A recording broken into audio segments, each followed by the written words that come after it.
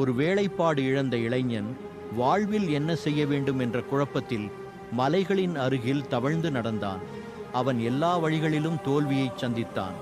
மனம் முறிந்த அவன் வானத்தை நோக்கி கத்தினான், என்னால் வெற்றியை அடைய முடியாதா? அப்போது சிவபெருமான் வெளிப்பட்டார். அவருடைய முகம் அமைதியுடன் பிரகாசித்தது. நீயே உன் நிழலைப் போல நிழலாக உன்னுடைய முயற்சியையும் விரும்புகிறாய். உன் வெற்றி உன் முயற்சியின் தீவிரத்தில்தான் உள்ளது என்றார். சூரியன் மெல்ல புறப்பட்டான். அவன் தனது பிரகாசமான கிரணங்களை இளைஞனின் மீது வீசியான். என் ஒளியைப் போல உன் முயற்சியும் ஒரு நாள் வெற்றியாக மாறும். தொடர்ந்து உழைத்தால் எந்த இருளும் நீயை தடுக்க முடியாது என்றார். இளைஞன் தனது உள்ளத்துக்குள் ஆழ்ந்த நம்பிக்கையை உணர்ந்தான்.